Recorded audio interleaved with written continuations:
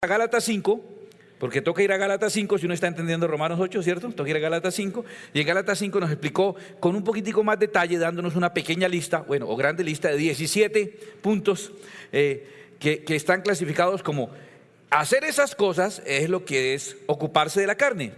Y entonces hacer esas cosas, ¿qué consecuencia traerá? Muerte. Y entonces esas cosas nos tomamos la molestia de dividirlas en 3 grupos en orden distinto a como están en la lista original. Los acomodamos así para que fuera más pedagógico a aprender. Y entonces vimos las acciones que pervierten el cuerpo, que toman impulsos sanos, naturales y puestos por Dios, como la sexualidad, que está diseñada por Dios para ser disfrutada y vivida en pareja dentro del matrimonio, y la pervierten. Entonces, el primer grupo son las cosas que pervierten el cuerpo: adulterio, fornicación, inmundicia, lascivia, orgías, pervierten el cuerpo.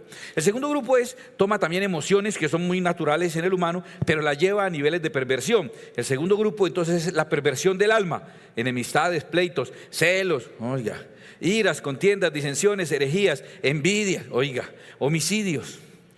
Y el tercer grupo es el grupo que pervierte el espíritu. Y ahí colocamos idolatría, hechicerías, y ustedes están con el suspenso de por qué borracheras. Esto, me comprometo a explicarles eso antes de diciembre. Idolatría, hechicería, borracheras. Y ese fue el tercer grupo que tenía que ver con el espíritu, ¿correcto? Entonces nos quedó así el grupo completo de las 17 obras de la carne. Ahora, he querido empezar como siempre, ustedes ya me conocen, ¿no? Prefiero de para atrás, prefiero empezar por el final. Y quiero empezar por aquí porque es la manera de desarmar un nudo. Yo no sé si tengo algún problema, si hay un psicólogo, apárteme una cita. Yo leo las revistas de para atrás, porque como soy diestro, a mí me parece más fácil pasar las hojas con esta mano que es la derecha. Con la izquierda como que la rompo.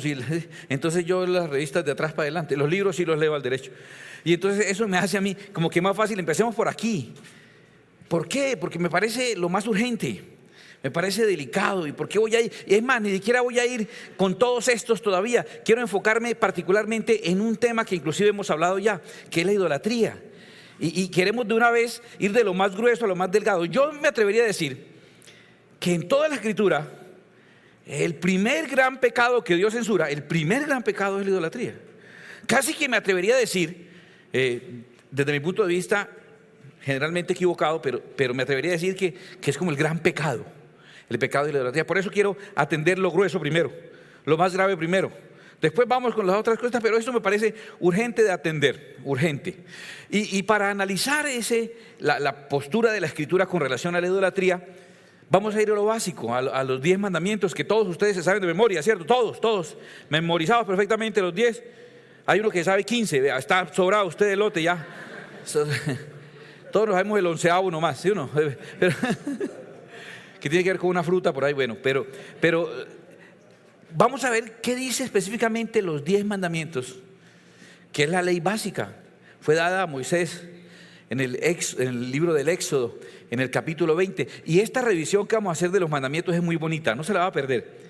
No vamos a extendernos mucho, pero es una revisión bonita de los mandamientos. En Éxodo 20, Dios mismo, primero Dios llegó y con todo el juicio, ¿no? Dios llegó y le escribió los mandamientos en piedra y se los entregó a Moisés. Y Moisés bajó y vio al pueblo que estaban por allá pervertidos en idolatría y cogió las tablas de la ley que Dios había tallado él y les dio contra el mundo en el arrebato que le dio. Y después de que las picó, esta gente no se merece esto, y partió las tablas. Entonces después ahí sí fue a decirle a Dios: imagínese Dios que yo llevaba las tablitas esas suyas, las que usted me dio, ¿te acuerdas? Que usted escribió tan bonito, en letra pegadita y bien. Imagínese que a mí me dio una piedra y cogí y acabé la piedra con la piedra. ¿Y será que me las puede volver a hacer? Entonces Dios le dijo: mira, ahí están las tablitas, ahora yo le dicto y usted escribe.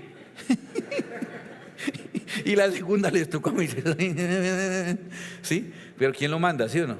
Y entonces bajó, y esa es la ley que Dios mismo le dictó a Moisés, y está allí en Éxodo 20 y en Deuteronomio 5, y está escrito de esta manera. Vamos a ir revisando textualmente para que veas que no estoy inventando mis mandamientos propios, ¿no? Sino los que la Biblia enseña que Dios le reveló a Moisés. Y habló Dios todas estas palabras diciendo: yo soy Jehová tu Dios, que te saqué de la tierra de Egipto, de casa de servidumbre. Y dice: no tendrás dioses ajenos delante de mí. Y ese, mis estimados amigos, es el primer mandamiento.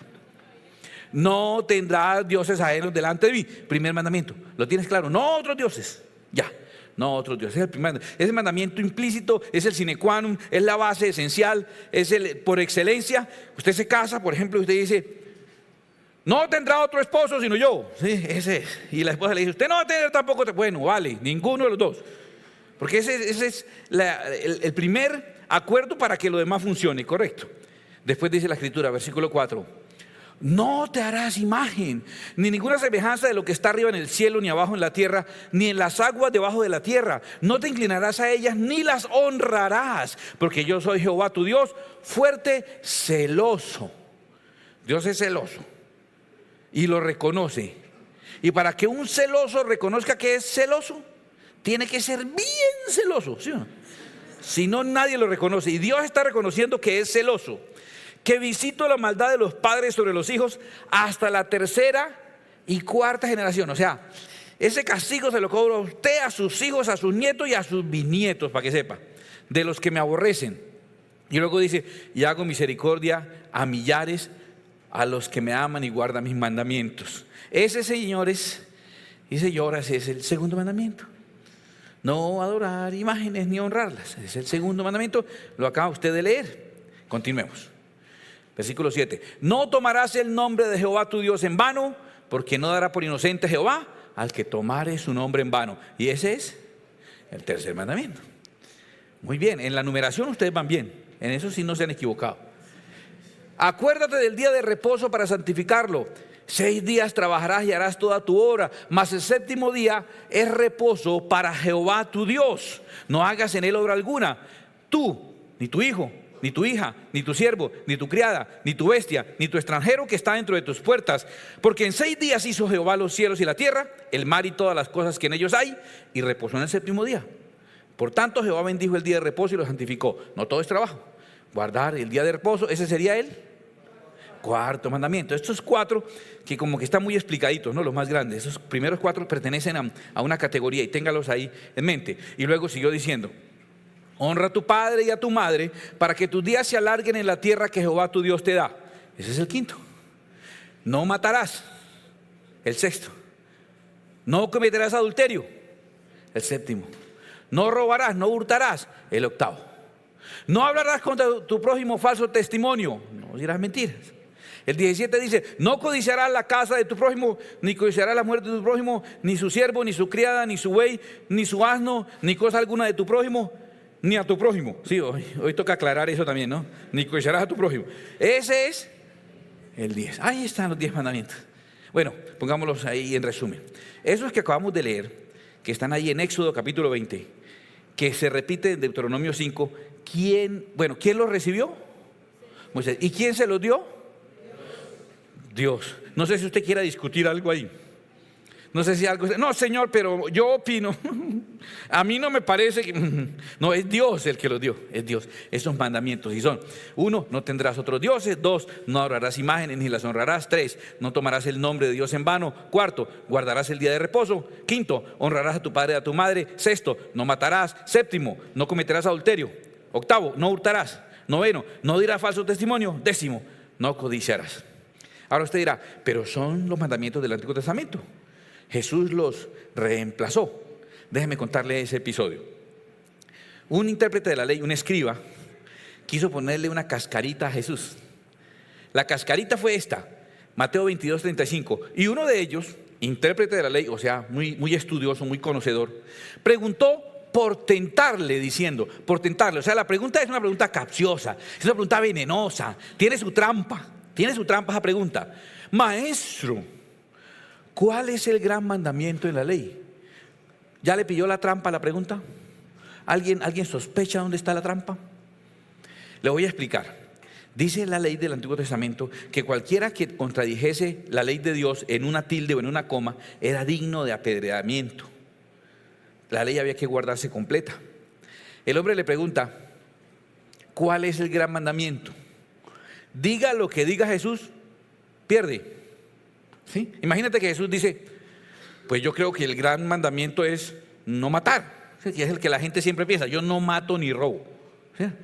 De los otros 8 más bien se quedan callados, ¿no? No mato ni robo. Entonces, si Jesús dice no matarás, ¿qué hubieran dicho? ¿Qué hubieran dicho los otros? El mismo intérprete de la ley, ¿qué hubiera dicho? ¿Qué tal este rabino que insinúa que guardar el sabbat no es importante? Y hubieran dicho una vez, el rabino Jesús está contra el sabbat. El rabino Jesús no encuentra grave el adulterio, porque como le preguntan uno máximo 2, tendría que dejar por lo menos 8 por fuera. Y el que deje por fuera, tome y lleve. Ahí en las redes sociales me han puesto ahí. Jesús dice que robar no es malo. Jesús insinúa que se pueden tener otros dioses. Y hubiera sido como ocurre. Ustedes saben que eso era lo que le esperaba. Entonces la pregunta fue bien difícil. Dígame el gran mandamiento, a lo sumo 2 grandes mandamientos, y resumir todo eso. Entonces parece que Jesús hubiera cambiado los mandamientos para el lector desapercibido. Pero lo que Jesús realmente hizo fue, Jesús le dijo, amarás al Señor tu Dios con todo tu corazón y con toda tu alma y con toda tu mente. Este es el primero y grande mandamiento. Y el segundo es semejante, amarás a tu prójimo como a ti mismo. De estos 2 mandamientos depende toda la ley y los profetas. Y el tipo se quedó esperando a ver cuáles dejó por fuera para inmediatamente empezar a calumniar a Jesús de haber dejado por fuera los mandamientos. Estén pendientes. Y resulta que Jesús tomó los mandamientos de Éxodo 20 y de Deuteronomio 5 que habían sido dados por Dios y no puede contradecir al Padre porque Jesucristo también es Dios. Y lo que el Padre le da para hablar es lo que Él dice. Jesús dice, mi mandamiento en Mateo 22 es amarás. El mandamiento de Jesús es amarás. Y luego dijo, primero, a Dios sobre todas las cosas. Segundo, a tu prójimo como a ti mismo. Y entonces me imagino que el escriba dijo, sí. Y entonces el día de reposo, si amas a Dios sobre todas las cosas, guardas su día de reposo. Pero no tomar el nombre mal. Si amas a Dios sobre todas las cosas, no tomas su nombre mal.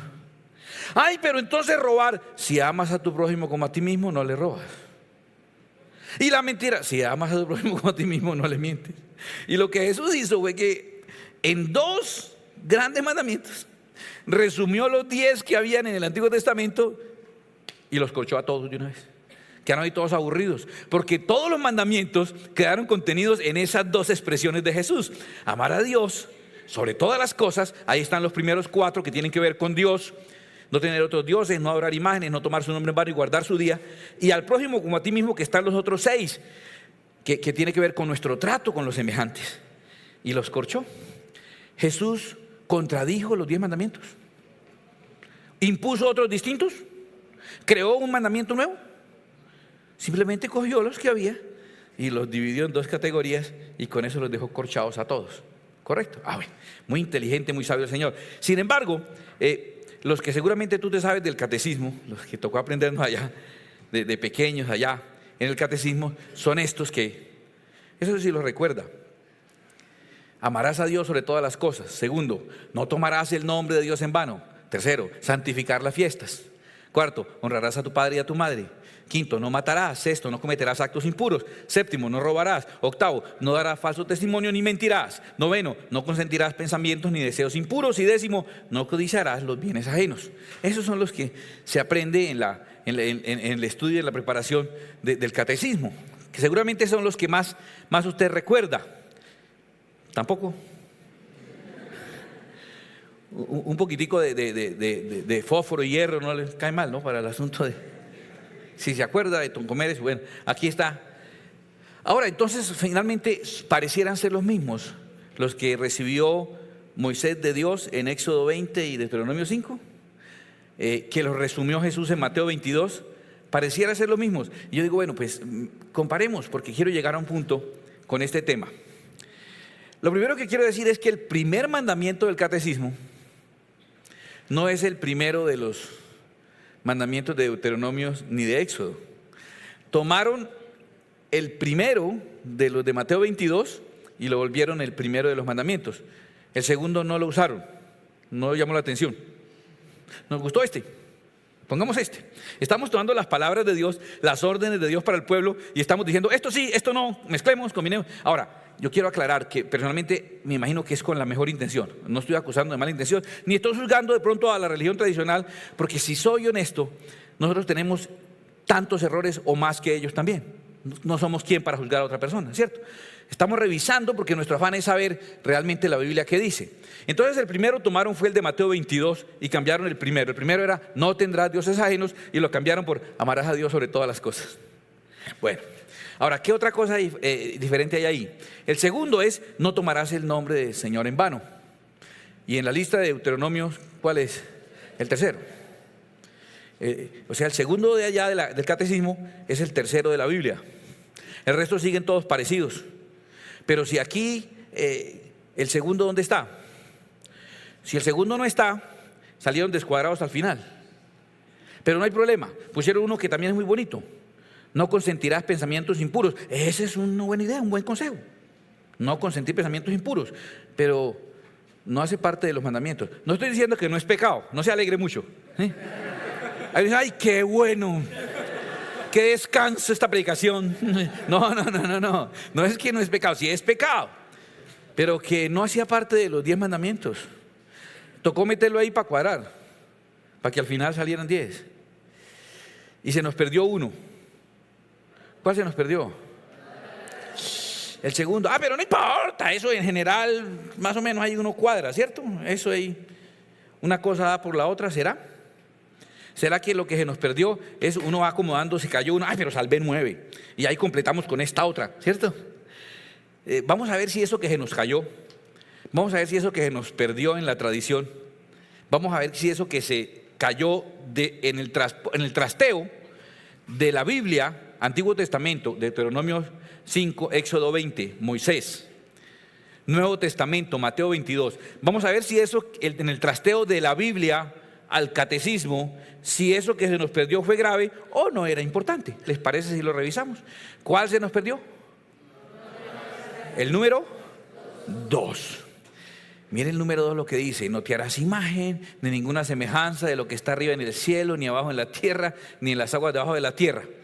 No te inclinarás a ellas ni las honrarás. Bueno, ¿y por qué? Porque yo soy Jehová tu Dios fuerte y celoso.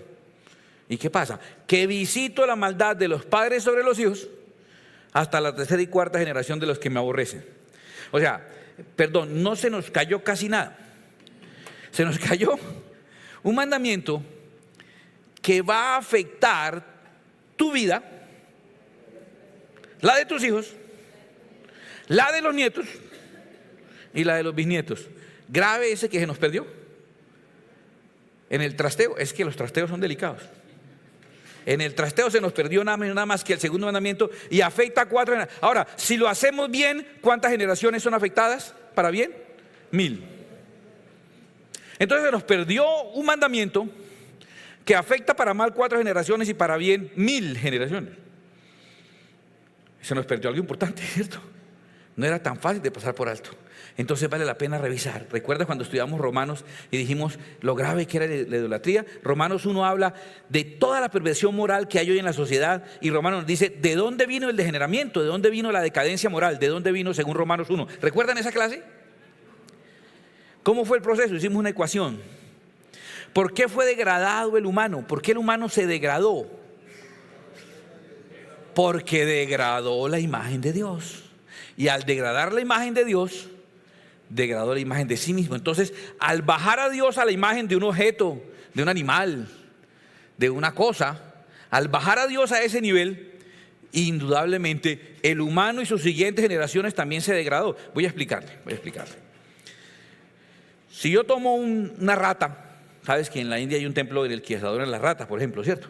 Mira que yo tomo una rata y la pongo allá y digo que esa rata es mi Dios. Sí, estoy degradando a Dios. Estoy degradando el Dios omnipotente que hizo los cielos y la tierra a la imagen de una rata, ¿cierto? Dios ha sido degradado. Él no se degradó. Mi imagen de Dios está degradada. Bueno, si la rata es Dios, no solo se degradó la rata. Yo adoro una rata. soy el súbdito de una rata. ¿Está entendiendo? Entonces mi moral la determina una rata. Mi futuro está en las manos o en los dientes de una rata. O en la cola, uno no sabe. Entonces, indudablemente, si yo bajo a Dios y es mi punto de referencia, yo también estoy degradado. Si yo cojo y hago un palo y digo, ese palo es mi Dios, uy, sí, ¿qué tal Dios un palo? Pero peor yo soy un súbdito y un adorador de un palo. Y de un palo que yo mismo hice. Entonces, lo primero que hay que decir, y ya lo estudiamos, es que la idolatría es un pecado que, más que afectar a Dios, obviamente nos afecta a nosotros. Pareciera que Dios es cuidándose. Ya estudiamos eso, usted lo sabe. Dios pide adoración y dice que no adoremos a otros dioses. ¿Por qué? Porque necesita nuestra adoración. Tiene problemas de autoestima. Está en un tratamiento porque se siente rechazado. Amaneció como down. Ay, cánteme otra vez esa canción de que yo soy lindo, cántemela. Otra vez. No, es que todavía no me convence, pero cántemela con ganas, que yo sienta que soy lindo. ¿No? ¿Sí? ¿Usted se imagina a Dios como que bajado de nota? ¿Sí? Dios se siente triste. Y todos... ¿Sí? ¿Usted imagina? ¿De verdad usted cree eso? Perdóneme. Le pregunto por si acaso. Dios aborrece el pecado y a Él no le hace ni cosquillas el pecado. Usted puede ir y revolcarse de todo lo que se le antoje. Tome Dios para que vea. Y aquí me pego otra borrachera para que vea. Y aquí me cojo a puños con este y mato y adulterar para que vea. ¿Y Dios qué? Él sigue siendo Dios. Él aborrece el pecado no porque le hace daño a Él, porque el pecado nos hace daño a nosotros. Por eso Él odia eso de la idolatría. A Él no le afecta. No es que, cómo ha caído Dios en eso de la popularidad. No, ha ido bajando. Está grave. Ahí estuvo, ¿cómo es? Esa de Press Waterhouse, no sé qué cosa que hacen siempre los programas de televisión. Y midió la popularidad de Dios y está grave. No le importa. 5 de eso. No se mueve por esas cosas. Nos afecta a nosotros. Nos degrada como seres humanos adorar objetos que nosotros mismos hacemos, adorar a otra persona, adorar a animales, nos degrada a nosotros. Baja nuestra imagen de Dios a un animal y nos convierte a nosotros en adoradores y regidos, y mis principios morales y mi norma de vida la determina un mico, un loro, una gallina. Pues, no somos nosotros los que estamos siendo degradados, es lo primero. Ahora, miremos qué tan grave es. Vamos a ver qué dice Dios acerca de este pecado. Levíticos 26:30. Destruiré vuestros lugares altos y derribaré vuestras imágenes y pondré vuestros cuerpos muertos sobre los cuerpos muertos de vuestros ídolos. O sea, ¿a usted le gusta adorar a un objeto sin vida? Pues usted terminará siendo también un objeto sin vida encima de ese otro objeto sin vida. La degradación de su imagen de Dios termina siendo su degradación. Y luego dice, mi alma os abominará. Ezequiel 18:12, la segunda parte, dice que cualquiera que hiciere ciertas cosas o alzare sus ojos a los ídolos e hiciere abominación. La palabra de hoy, abominación. Culturízate con Richard. Vamos a aprender el significado de una palabra, abominación. Usted viene a iglesias, llega con un léxico impresionante. Ya la gente en la casa sabe. No, ese llega de la iglesia ya, hablando con unas palabras sofisticadas. Sofisticado. No, va hablando con unas palabras muy especiales. La palabra de hoy, abominación. Abominación, según Wikipedia, es un verbo. Es el verbo abominar. Este verbo significa condenar y maldecir a alguien o algo por considerarlo malo o perjudicial. No es la única definición. La Real Academia de la Lengua Española dice que abominación es algo que desagrada profundamente. Todavía no estoy claro con la definición de abominación. Vamos a ver el uso que la Biblia le da al término abominación para saber realmente en la Escritura qué significa abominación. Déjeme buscarles un ejemplo y usted me va a ayudar en este ejercicio. Yo voy a leer lo más claro posible y usted va a ver qué siente cuando voy leyendo. Y usted va, cuando termine de leer los ejemplos, usted me va a decir, ya más o menos sé qué es abominación. Ok, voy a leer. Levíticos 18:25. Y la tierra fue contaminada, y yo visité su maldad sobre ella, y la tierra vomitó sus moradores. Guardad pues vosotros mis estatutos y mis ordenanzas, y no hagáis ninguna de estas abominaciones, ni el natural ni el extranjero que mora entre vosotros, porque todas estas abominaciones hicieron los hombres de aquella tierra que fueron antes de vosotros, y la tierra fue contaminada. No sea que la tierra os vomite por haberla contaminado, como vomitó a la nación que la habitó antes de vosotros. Porque cualquiera que hiciera alguna de todas estas abominaciones, las personas que las hicieren serán cortadas de entre su pueblo. Guardad pues mi ordenanza, no haciendo las costumbres abominables que practicaron antes de vosotros, y no os contaminéis en ellas, yo Jehová vuestro Dios. En Levítico 7:21. Además, dice, la persona que tocare alguna cosa inmunda, inmundicia de hombre o animal inmundo, o cualquier abominación inmunda, y comiere la carne del sacrificio de paz, el cual es de Jehová, aquella persona será cortada entre su pueblo. Otro ejemplo más. Job, cuando estaba enfermo con esa sarna que tenía que rascarse con una teja, imagínate, él dice, mi carne está vestida de gusanos y de costras de polvo. No, se dice iu, ahora dice así, ¿no? Yo soy de la época del guácala, todavía, ¿sí me entienden? Mi piel hendida y abominable. ¿Cuál es el uso que la Biblia le da al término abominación? ¿Qué sintieron de todas las narraciones? Si se las imaginaron. Tú eres de mi generación. Tú eres una generación guácala. Y la generación iu también estaba por ahí, ¿cierto? ¿Qué creen que significa abominación? ¿O para qué se usa en la escritura ese término? A ver, diga lo que quiera, de todas maneras de aquí no se oye. Y si hablan todas a la vez, no a uno le suena como a vomitación, ¿cierto? Una cosa así.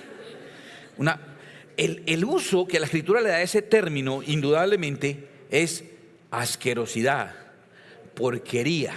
Abominación es algo que produce náusea, asco, náuseas, te revuelca el estómago. Ya aprendiste un término, ¿cierto? No sé, tengo una abominación hoy, me cayó como pesado este desayuno. Usted va a decir, usted va a usar términos así, ¿cierto? Usted puede decir no. No sé, estoy como abominable hoy, ¿cierto? Algo usted ya sabe decir. No dice, es que huele tan mal que me produce una abominación. Y la gente, uy, ¿cómo está aprendiendo? El término que la Biblia lo usa con esa acepción, con la implicación de algo asquiento que produce definitivamente náuseas. ¿Y por qué produce náuseas? Voy a explicarles por qué Dios tiene tanto rechazo hacia ese pecado.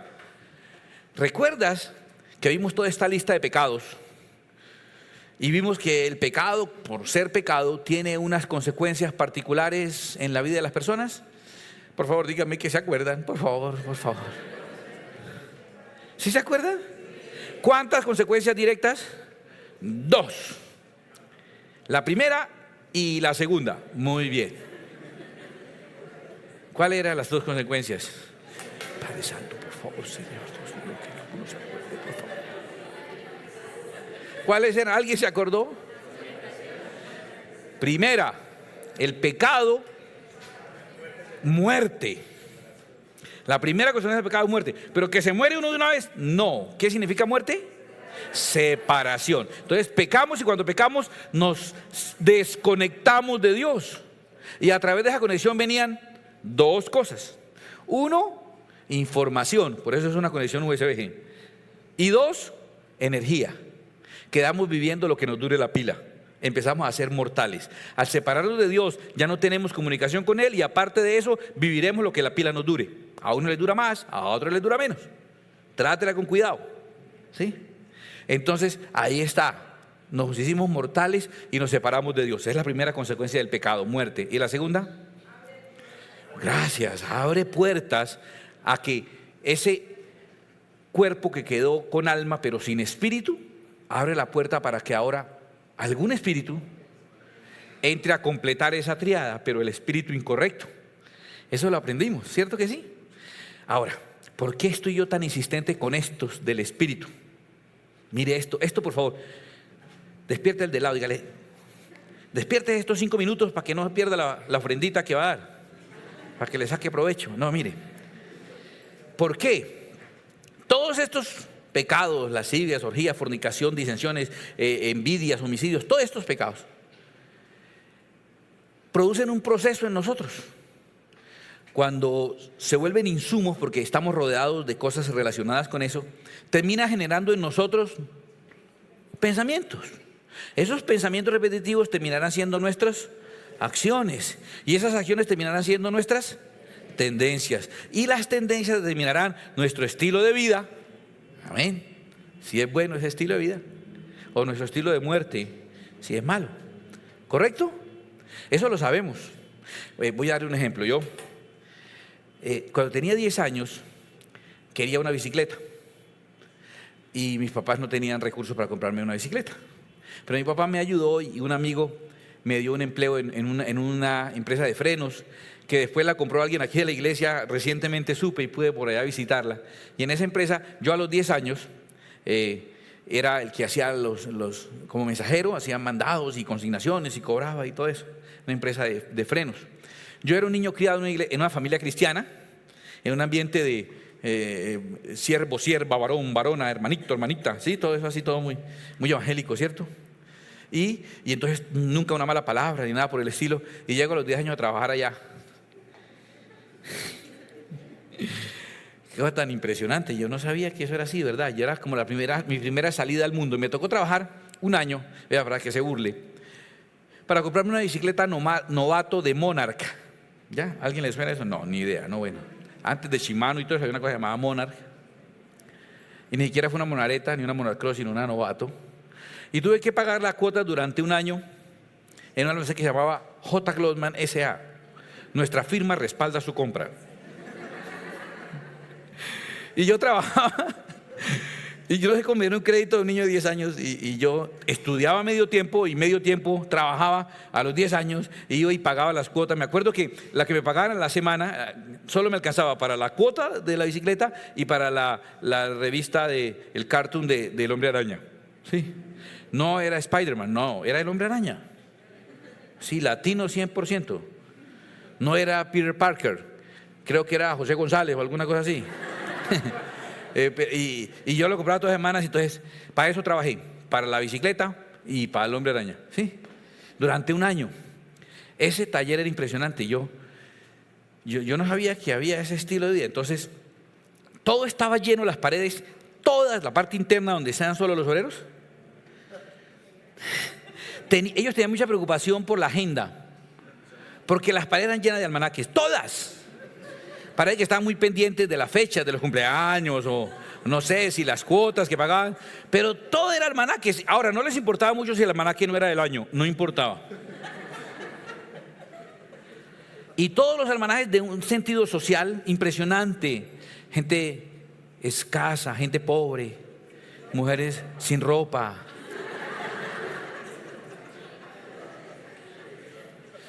Y yo llegué a los 10 años a trabajar ahí, y eso era en papel para donde uno mirara.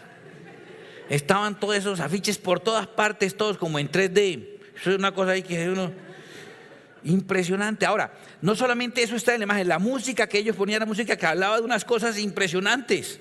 Impresionante, tremendo. Y entonces las conversaciones que tenían empezaban a contar unas cosas. Yo no sabía que eso se hacía,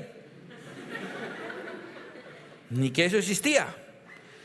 Y yo a los 10 años, entonces me iba a perforar las bandas del asbesto para remacharlas o para ponerlas en el horno. Un pelado de 10 años, ahí haciendo mientras me organizaban mis vueltas, y me ponía eso. Y el ambiente de ellos era todo eso. Todo estaba tan dedicado a eso, que yo me ponía a pensar que en qué más iban a pensar ellos. ¿En qué más van a pensar? Es el ejemplo que yo le di de la gitana con ese descote impresionante, ¿cierto? Que le coge la mano al cliente y la pone aquí y le dice: yo sé en qué está pensando. Sí, cualquiera sabe, o sea, ¿quién se va a equivocar, cierto? Eso es ahí con la profesora de inglés de cuadrado uno, que hay que, pues, todo el mundo sabe en qué está pensando, ¿cierto? Y el que la entendió, ¿cierto? Óyeme, ese ambiente hacía que los pensamientos de ellos todo el tiempo era así. Todo lo que uno decía tenía doble sentido. Todo lo que uno decía, ¡qué mente! Terrible. Ahora, como sus pensamientos eran esos, sus acciones eran esas. Ellos, mucho enfoque social. Ellos trabajaban, recogían y se iban allá a un lugar a ayudar a un poco de personas que vivían allí, amontonadas en un solo sitio, cada una en una habitacioncita. Ellos iban y ayudaban allá para los arriendos y todo.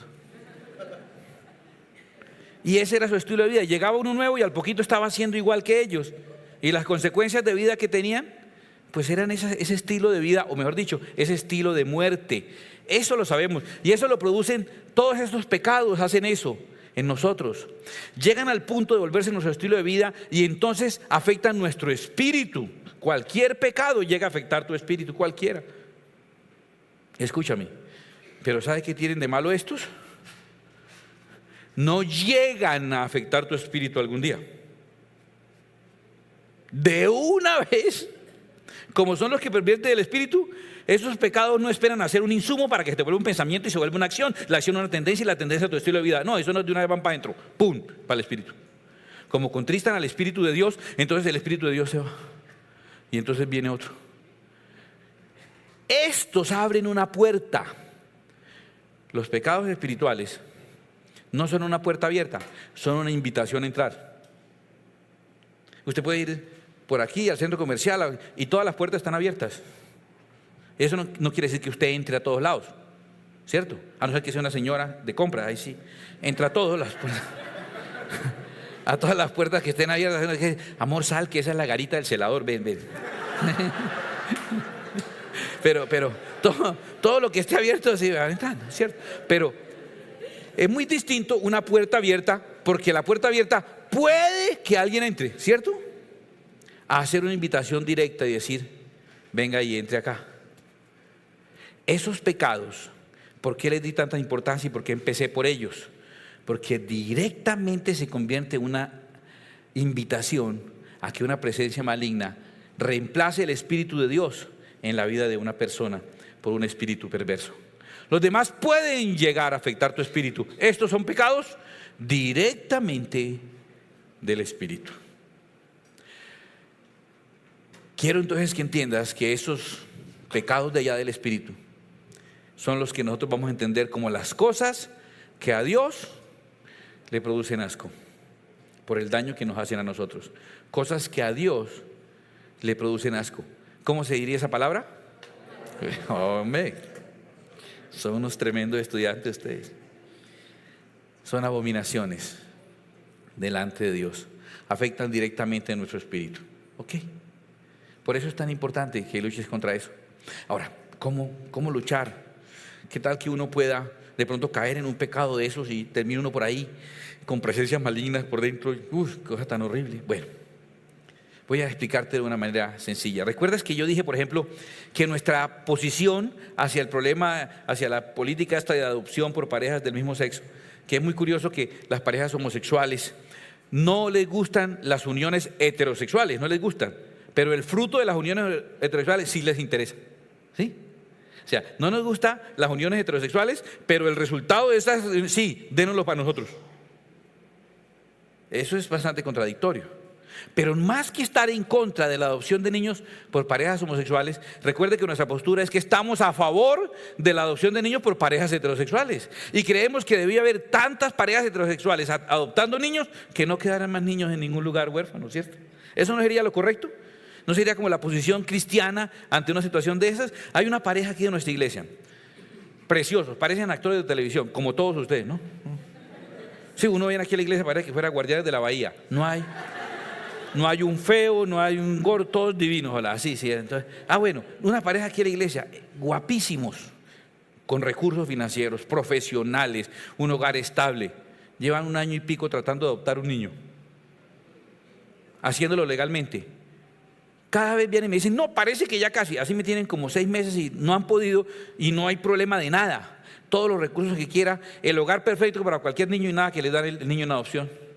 La ley debía ser, facilite los procesos de adopción de los niños. Eso sí, para sacarlos rápido de los orfanatos donde están abandonados. La propuesta es, tomemos esos niños. ¿Y por qué estoy hablando de eso? ¿Por qué? Mira, ¿sabes cómo te va a enseñar a cuidarte de no ir a caer en un pecado abominable? Es muy fácil. Si tú tratas de, no voy a idolatrar, no voy a tener cuidado con la idolatría, no voy a idolatrar. No. Yo te voy a aconsejar lo siguiente. Dedícate a adorar al Señor. Toda tu capacidad de adoración esté dedicada a tu Dios y Señor y a su Hijo, nuestro Salvador Jesucristo, por medio de su Espíritu que habita en nosotros. Y toda tu adoración está dedicada a Dios. Si el enemigo te tienta para que le des adoración a otra cosa, tú vas a decir, qué pena, ya se me acabó toda la adoración. Está consagrada a mi único Dios y Señor. Así nunca vas a caer en idolatría, porque hace parte de tu vida adorar al Señor. Es tan normal para ti adorar al Señor. ¿Y cuál va a ser la consecuencia? Así como la idolatría nos degrada. Ahora, si tú estás en un globo, en la canasta de un globo, ese es tu piso, tu escudo, tu plataforma es esa canasta, y tú haces que el globo se eleve, tú te estás elevando, tú estás ganando altura. Te voy a demostrar, ya para cerrar, te voy a demostrar, escúchame. Tú has mejorado muchísimo desde que adoras al Señor. Mira que, en serio, tu genio ha mejorado, ¿o no? Tu inteligencia ha mejorado. Ahora sabes que es abominación. Tus relaciones han mejorado, tu visión de la vida ha mejorado, tu disciplina ha mejorado, hasta tu salud, hasta tus finanzas han mejorado, tus relaciones han mejorado, estás hasta más bonito. ¿Cómo te ha servido adorar a Dios? ¿Te has fijado con tus compañeros que no adoran a Dios, que empiezan como a quedar? ¿Te has fijado en tu familia, los que no adoran a Dios, que empiezan a quedarse, que inclusive intelectualmente se van quedando cortos? Porque cuando tú exaltas al Señor, inevitablemente tú estás siendo enaltecido también. Tú lo estás haciendo. Yo quiero hacerte una propuesta para que te cuides de ese pecado abominable y nunca una presencia maligna pueda entrar a poseer tu vida. La propuesta es que tú entiendas que tú no eres un profesional, un empleado, una ama de casa, un estudiante, un deportista que en los ratos libres adoras. No. Tú eres un adorador que en los ratos libres estudias, ganas medallas, compones canciones, operas cerebros en tus ratos libres. Pero lo que tú en esencia eres es un adorador. Dios te creó para la alabanza de la gloria de tu gracia.